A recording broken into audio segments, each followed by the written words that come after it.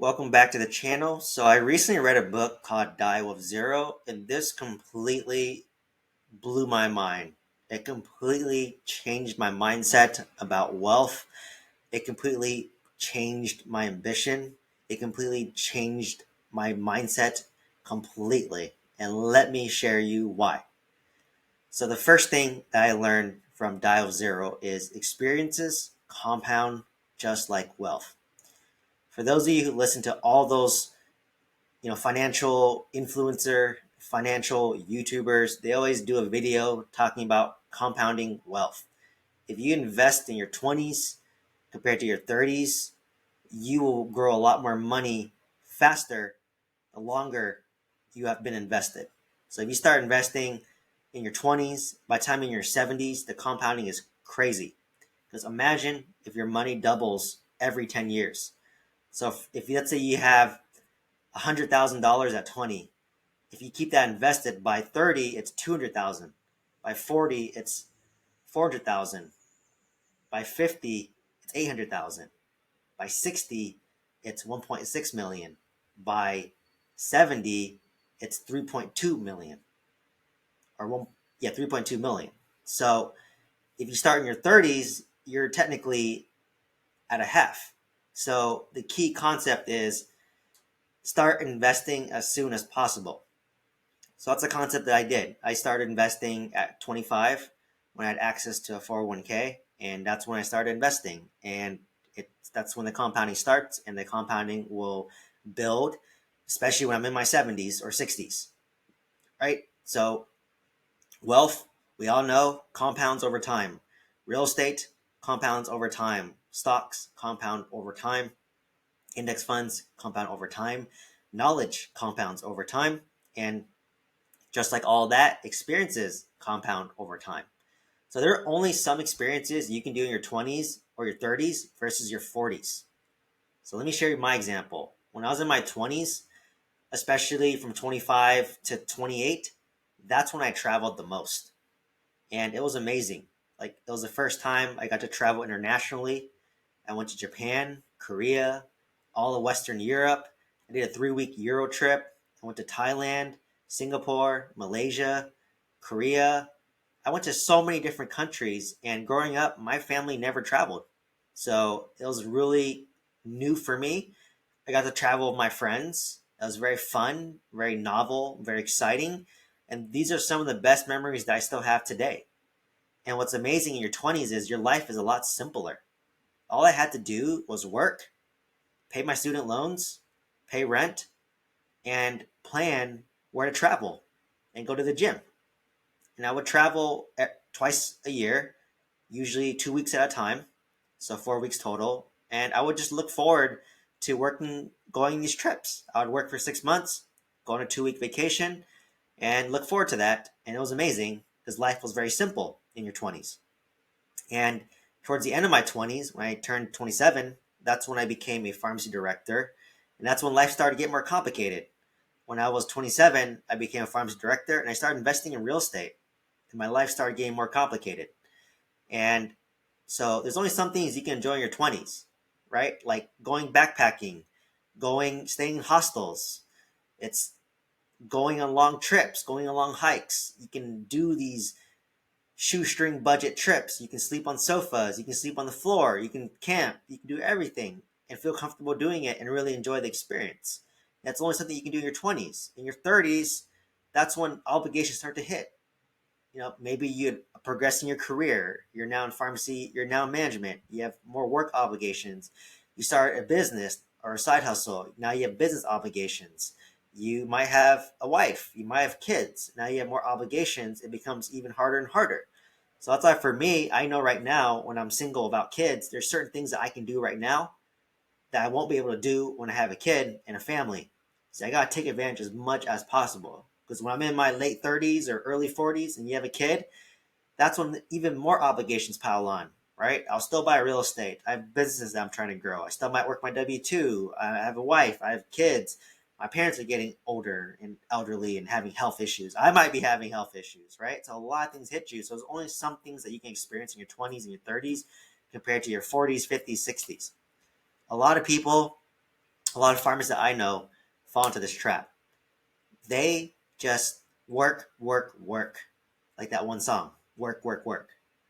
And literally, I know a lot of pharmacists, they take 2 days off a month and they're working all their entire 20s, all their upper 20s, all their early 30s, and just spending all this money, all this time, and just working, working, working to make all this money. And my mindset was always, well, what's the point of making all this money if I can't enjoy? Like, you're literally at work all day. You have no time to enjoy your money. And I get it. Like, you might have family obligations. You might have to help your family, your parents, whatever that is. But at the expense of your 20s, at the expense of your 30s, at the expense of the time when you don't have kids. So there's a cost you're going to have to pay. And it's okay to pay that cost, but just know that you'll never get this time again. So it just really hit me. And, as a real estate investor who's really ambitious with 90 units of real estate, trying to grow wealth, trying to go legacy, trying to build a financial foundation, trying to do early retirement, replace my WD income, it got me to slow down. Because I just said, you know what? I have enough. Like, even though I have 90 units, I'm in the process of selling my mobile home park, and that'll cut me down to 50 units. Even with just 50 units, if I paid off all those 50 units, which is totally doable because my loan amounts are small, between my two apartment complexes, which is 46 units, the loan amount is less than 800,000. If I take the excess cash flow of 10K a month and apply that to the loan pay down, I can pay off that loan in about 6 to 7 years. So that's how fast you can go. And once it's paid off, I basically own this property free and clear. That's grossing 30K a month. Assume half go to expenses. I'm netting 15K a month. And that's insane. That's really insane. And that's enough money to give me options. So once I kind of learned this concept of, well, if I want to enjoy today, I was always focused on the future. And that's the problem of highly ambitious people, is that they're always focused on the future. We're living in the future, not in the present. It's not good to live in the past. That's called depression, anxiety, and stagnation. It's not good to live in the future because you're always never satisfied with where you are today. That causes anxiety, right? Like, if your goal is 20K a month in cash flow, but you only have 10K today, you're not happy because you're just focused on that. I'm only at 10K, I should be at 20K.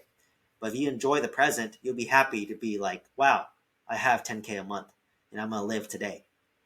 So because of that, I shifted and now I'm more present, but of course I'm facing towards the future. And I go in 6 month increments now. I used to do 5 year goals. I used to do 10-year goals. I know a lot of financial YouTubers and real estate YouTubers love talking about their 5 year goals, love talking about their 10-year goals just to show off and sound great. But you don't know what your 10-year goal will be. I won't know what it is because my goals may change in 5 years. It may change in 10 years. I might be in a different situation, but I know what I'm going to do the next 6 months. So that's why I do 6 months. It helps keep me present, but forward facing. Like, what do I want to do these 6 months? What do I want to do the next 6 months after I finish the 6 month segment? That's what worked for me personally. But hey, if you like the big 10-year goal, all power to you. Just not for me because I want to be present today. So because of that, it really changed my mindset. Like, why do I need to build so much wealth? Like, even with my 50 units, if they're all paid off, natural appreciation, rents go up, my stock portfolio compounds over time, that's way more than enough money that I'll ever need. And what's the point of me just dying and giving my kid money? They'd rather spend time with me, right? And have experiences with me. And I'd rather enjoy my life too, because I only have one life as well. So, this is an issue that, the Asian American immigrant parents have. Like, they just work till they literally die because they feel like they want to give money to their kids. But maybe they could have spent some of that money to have experiences with their kids. Because growing up in an Asian American household, there's scarcity around money. And because of that, we never got to eat out. We never got to go out. We never got to go on vacation. We never had to do experiences, and our parents just always worked. Right? That's the typical immigrant mentality. Nothing against it. definitely learn from it and respect it, but there's a cost that comes with it.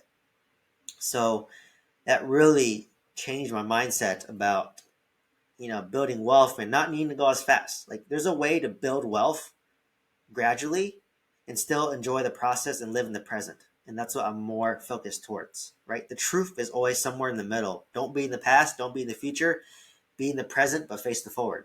So that's what I kind of advocate now. Another concept I learned in the book was the average age of inheritance is around your 50s. That's when you're at your peak earning potential. I hit my peak earning potential at 29. I made more at 29 than I do today at 33.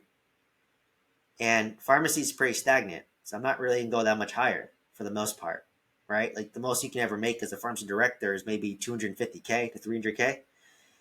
And, like my dad might be working his whole life to save up money for me, but by the time I inherit it, I'll be close to my 50s and I'll be earning way more money. I'll probably be retired by then, to be honest.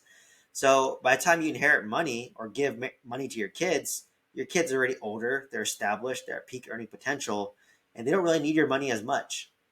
When do your kids need the money the most? You need the money the most in your 20s and 30s when you're trying to establish your life, right? Like, when you graduate college, you don't have money. You need a place for rent.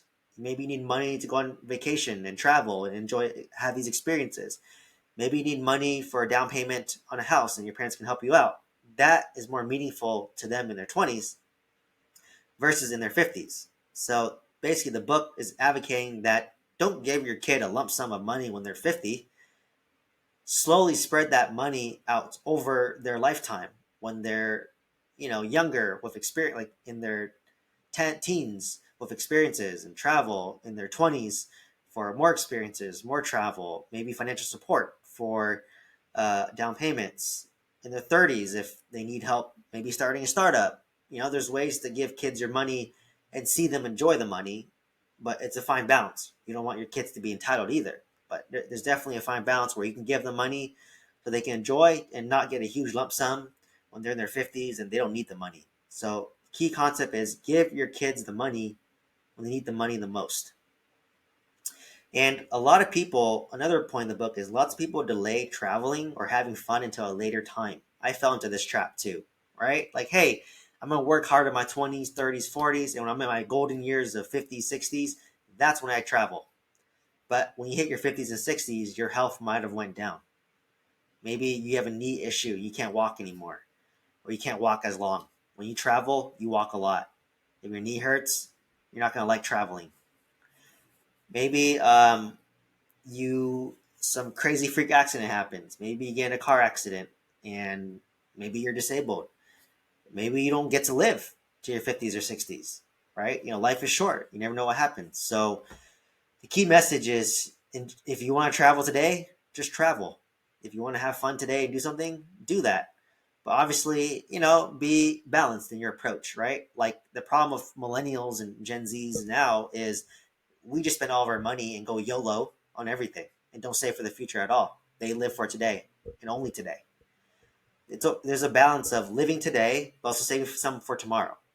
So how I do it is I automate my savings. So if I want to invest 20% of my paycheck, I automate that. If I want to save 10% of my paycheck, I automate that into another bank account.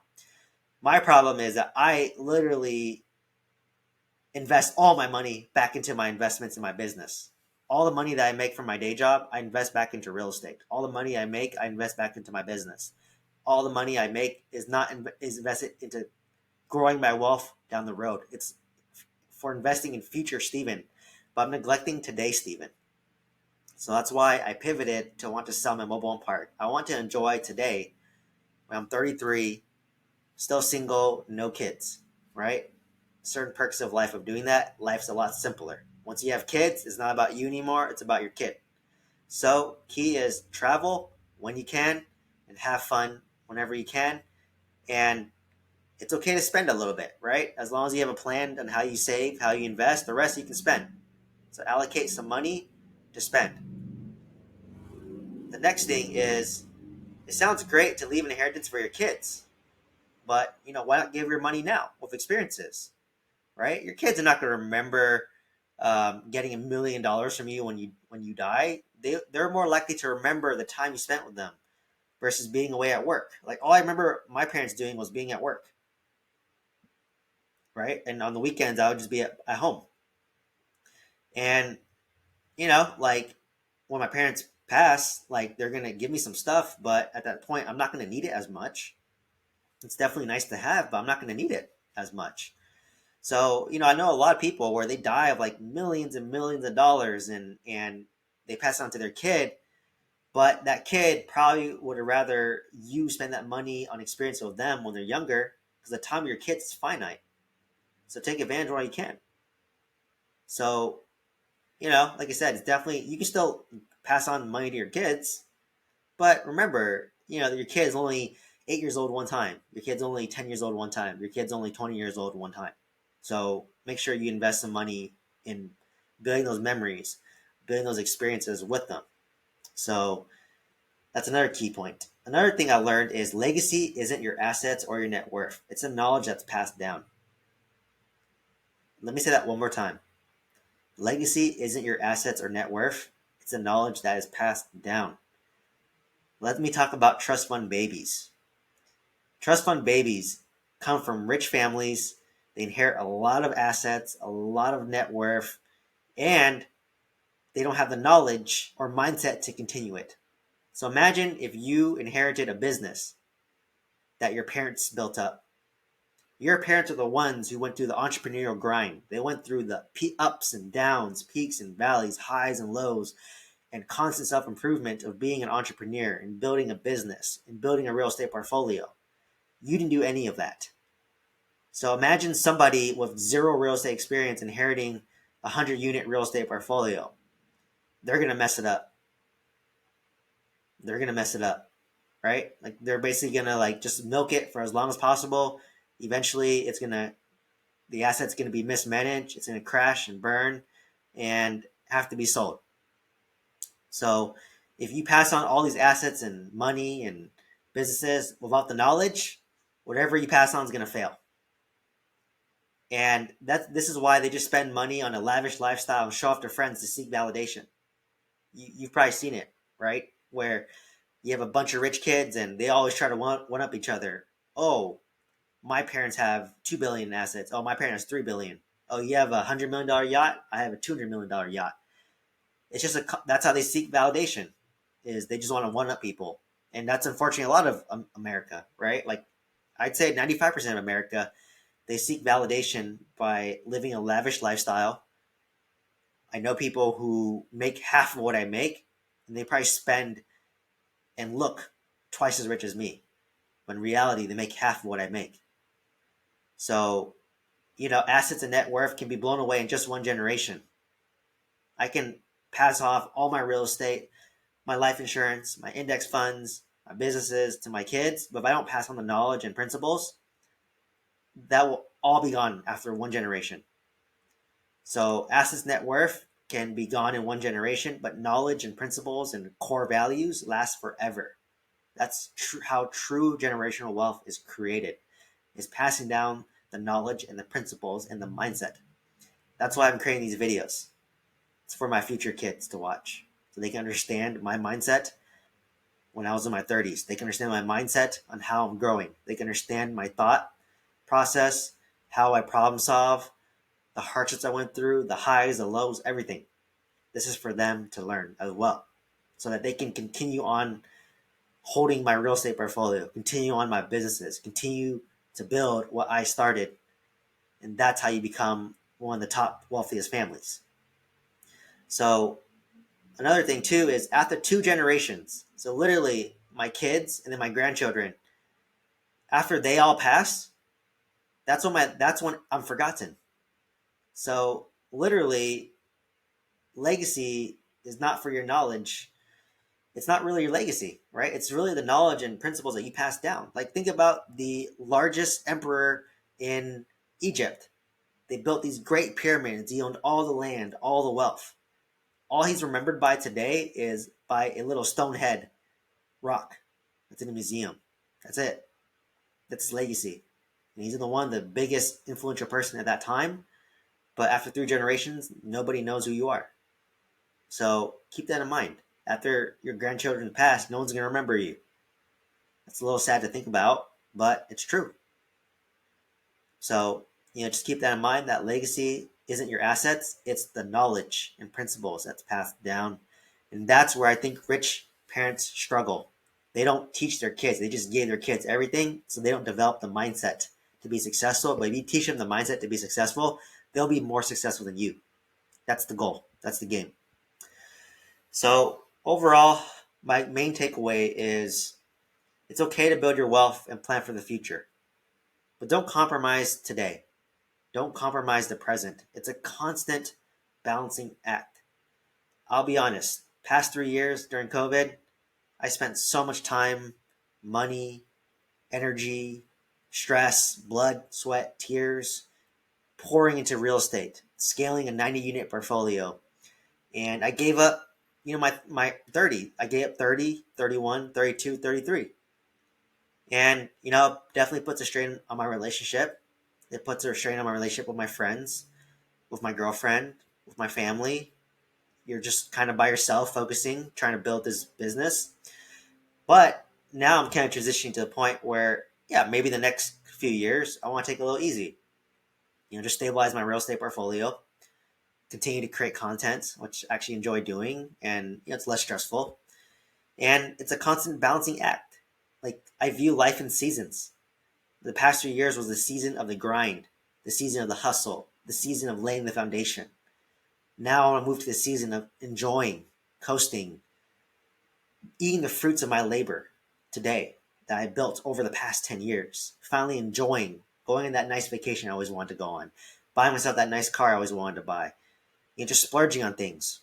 Like, if I want to go to the Super Bowl, I'll go to the Super Bowl. If I want to go to this event, I go to that event. If I want to travel to Japan and go business class, then I go business class. Now is the season to enjoy, and it's a constant balancing act. After I enjoy, I might want to go back to building. So just enjoy some of the wealth today and do experiences that you can only do at your current age. Like, if I have kids, I may not want to stay in a hostel. So now's the only time to stay in a hostel. So yeah, it's a constant balancing act. And at a certain age, usually 45, that's when you start to spend down your wealth. Like, I know a lot of people, they're worth like 20 million. A lot of my aunts, a lot of my uncles worth 20 million. And there's no way, they're in their upper 60s. They can't spend all that money. So their kids, my cousins, are going to inherit a lot of money. So at this point, they're still working. And I always wonder why. What's the point?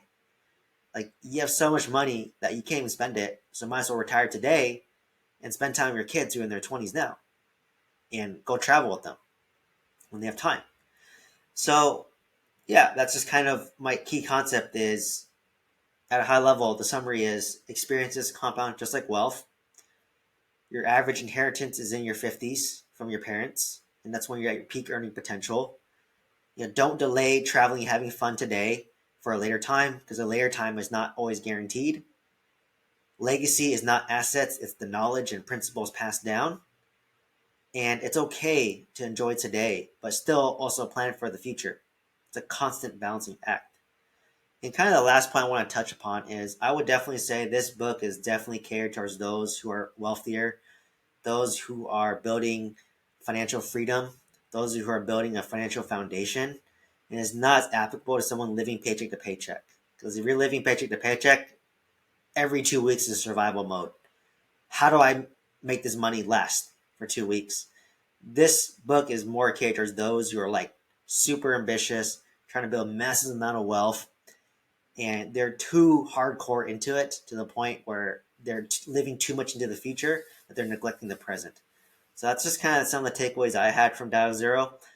You should definitely check out the book. It's a quick, easy read, probably about 2 days. Well written, I would say, easy to understand. And it definitely got me to slow down to say, you know what, Stephen? You don't need to buy as much real estate as you thought. You don't need to build as much wealth as you thought. It's okay to go slower. It's okay to take your time, but just enjoy today. So hopefully this changed your mindset a little bit about building wealth, about building legacy, and hopefully see you in the next video. Thank you so much.